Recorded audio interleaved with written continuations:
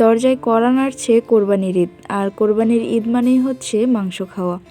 মাংস রান্না করতে সবচেয়ে বেশি যে জিনিসটা প্রয়োজন সেটি হচ্ছে মশলা। মশলা ছাড়া তো মাংস রান্না একেবারেই অসম্ভব। তো ঈদের দিন যেন মাংস রান্না তাড়াতাড়ি হয় সেজন্য আজকেই সমস্ত মশলা একদম রেডি করে রাখতেছি। তো সেজন্য সকাল সকাল এখানে আদা রসুন বের করে নিলাম, আর আমি আর মেঘলা দুইজন সহ এগুলো এখন খোসা ছাড়িয়ে নিচ্ছি। খোসা ছাড়িয়ে এগুলো সব কিছু ব্লেন্ড করে রাখবো।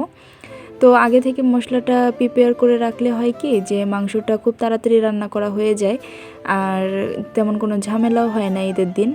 তো আজকে আমার কোনো রান্নাবান্নার দায়িত্ব নাই, রান্নাবান্নার দায়িত্ব সব শাশুড়ি মাকে দিয়ে আমি আজকে বসেছি সব মশলাগুলোকে রেডি করব। তো ফ্রিজ থেকে আদা বের করে নিছি, তো আর রসুনগুলো তো বাহিরেই ছিল। তো এগুলোকে আমি খুব সুন্দর করে খোসা ছাড়িয়ে নিলাম। তো এই দেখো এখানে আদাগুলো ছাড়িয়ে নিছি, আর এখানে হচ্ছে রসুনগুলোর খোসা ছাড়িয়ে নিছি। তো রসুনগুলোর খোসা সেভাবে ভালো করে ছাড়াইনি, শুধু কুচি কুচি করে কেটে নিছি। তারপর ওগুলোকে পানিতে দিয়ে একটা ঘষা দিলেই হচ্ছে খোসাগুলো উঠে যাবে। আমি এভাবেই রসুনের খোসাটা ছাড়াই। আর এদিক দিয়ে প্যানের মধ্যে হচ্ছে জিরা ভেজে নিচ্ছি। তো এই জিরাগুলোকে গুঁড়া করব, তো আলাদা আলাদা করে গুঁড়া করতেছি। আবার হচ্ছে গরম মশলা গুঁড়া করব আলাদা করে। তো আজকে সব মশলা আলাদা আলাদা করে গুঁড়া করে রাখতেছি। তো এখানে জিরাগুলোকে আমি হালকা করে ভেজে নিচ্ছি। হালকা করে ভেজে না নিলে আবার ব্লেন্ড হতে চায় না। তো ভেজে আবার ঠান্ডা করার জন্য কিছুক্ষণ রেখে দিব, তারপরে হচ্ছে ব্লেন্ড করে নিব। তো জিরাগুলো ভাজা শেষ, আর এখানে রাখতেছি এখন ট্রেটাতে। তো এটাকে কিছুক্ষণ রেখে দিব, ঠান্ডা হলে তারপরে ব্লেন্ড করতে হবে। আর এদিক দিয়ে আমি হচ্ছে গরম মশলা যেগুলো ছিল সেগুলোকে আমি প্যানের মধ্যে একটু গরম করে নিচ্ছি। তো কিভাবে পারফেক্ট গরম মশলা বানানো যায় তার উপর একটা ভিডিও আছে আমার চ্যানেলে, আমি ডেসক্রিপশন বক্সে লিংক দিয়ে দিব।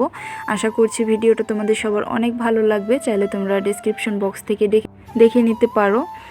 তো আমি এখানে গরম মশলার সাথে 4-5টা শুকনো মরিচও দিয়ে দিলাম, কারণ শুকনো মরিচ গরম মশলার সাথে ব্লেন্ড করলে তখন অন্যরকম সুন্দর একটা ফ্লেভার আসে, এটা আমি সবসময় দেই।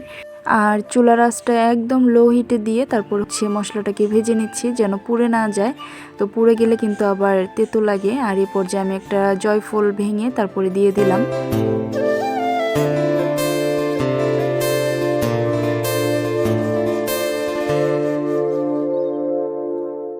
তো ওই দিক দিয়ে আমার যে মশলাগুলো ভাজার দরকার ছিল সেগুলো ভাজা শেষ হয়ে গেছে, আর আমি দিক দিয়ে আদা রসুনগুলোকে ভালোভাবে ধুয়ে নিচ্ছি। আর রসুনের খোসাগুলো ধোয়ার পরে একদম সবগুলো উঠে চলে গেছে। তো আমি এরকম করে কুচি কুচি করে রসুন কাটি, তারপরে পানি দিয়ে যখন ধুয়ে ফেলি তখন একটু কষলে নিলেই হচ্ছে রসুনের খোসাগুলো চলে যায়। তো এখন আমি রসুনগুলোকে আগে ব্লেন্ড করে নিব। তো একটু আগে আমি আবার পেঁয়াজ ব্লেন্ড করে রাখছি, তো সেটা আর তোমাদের সঙ্গে শেয়ার করা হয়নি। তো ওই জারের মধ্যে আমি রসুনগুলো দিয়ে দিলাম। আর রসুনগুলো খুব তাড়াতাড়ি ব্লেন্ড হয়ে যায়, আর আদাটা একটু দেরি লাগে ব্লেন্ড হতে, মানে সহজে ব্লেন্ড হতে চায় না আদাটা। তো যাই হোক, এই তো রসুনগুলো ব্লেন্ড করা শেষ। আর আমি এখন মশলার বাটিটা নিয়ে আসলাম, তো এটার মধ্যে রেখে দিব। আর এটাতে অনেক মশলা ধরে, মানে অনেকগুলো মশলার পেস্ট রাখা যায়। এটা অনেক বড় একটা বাটি। তো এটাতে সাধারণত আমি রাখি না মশলা, ছোট ছোট বাটিতে রেখে দিই। এবার যেহেতু অনেকগুলো মশলা পেস্ট করলাম, তো ভাবলাম যে এটাতে রেখে দিই। তো এখন আমি রসুনটা এখানে রেখে দিলাম। আর এরপরে যে 3টা বাটি ফাঁকা আছে, তো 3টাতে আদা রাখবো। আদাটা একটু বেশি আর রসুনটা একটু কম ব্লেন্ড করছি। তো রসুনটা পরে যখন লাগবে তখন আবারও একটু ব্লেন্ড করে নিব। এগুলো দিয়ে আগে ঈদের কাজটা চালিয়ে নিই। তো ওদিক দিয়ে আমার রসুনটা ব্লেন্ড করা শেষ, আর আমি এখন আদাগুলোকে ব্লেন্ড করে নিচ্ছি।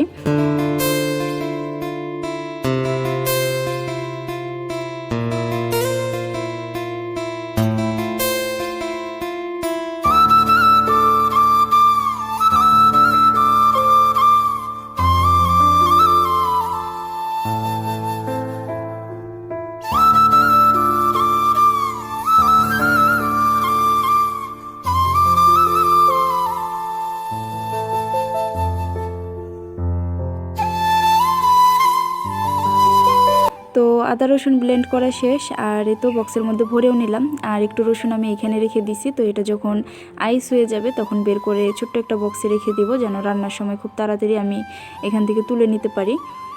তো ওগুলোকে ফ্রিজে রেখে দিলাম। আর এদিক দিয়ে আমি হচ্ছে জিরাটাকে এখন চেলে নিচ্ছি চালন দিয়ে। জিরাটার গুঁড়া আলাদা রেখে দিব, রেখে দিয়ে তারপরে হচ্ছে গরম মশলার গুঁড়াটা করে নিব। তো এই তো আমি হচ্ছে গ্রাইন্ডারে গরম মশলাগুলো নিয়ে নিচ্ছি। তো এটা ভাজার পরে চুলার উপরে রেখে দিছিলাম যেন মচমচে থাকে, আর গরম মশলাগুলো খুব তাড়াতাড়ি গুঁড়া হয়ে গেছে। তো এই তো গরম মশলার গুঁড়াটা আমার একদম রেডি হয়ে গেছে। আর আমি হচ্ছে এখন একটা কাচের জারে রেখে দিচ্ছি। কাচের জারে কিন্তু মশলা রাখলে সেই মশলাটা খুবই ভালো থাকে। আমি গুঁড়া মশলা চেষ্টা করি যে কাচের জারে রেখে দেওয়ার জন্য। তো এই তো আমার মশলাটা রেডি। আর ঈদের দিনে একদম নিশ্চিন্তে রান্নাবান্না করতে পারবো, আর বাটাবাটির ঝামেলা থাকবে না মশলা। তো এভাবে মশলা যদি আগে থেকে প্রস্তুত করে রাখা হয় তাহলে দেখা যায় যে রান্নার সময় খুব তাড়াতাড়ি রান্নাটা হয়ে যায়। তো বন্ধুরা, ভিডিওটা আজকে এখানেই শেষ করছি। তোমাদের সবাইকে ঈদের অনেক অনেক শুভেচ্ছা রইল। অগ্রিম ঈদ মোবারক। সবাই ভালো থাকো, সুস্থ থাকো। আল্লাহ হাফেজ। আসসালামু আলাইকুম।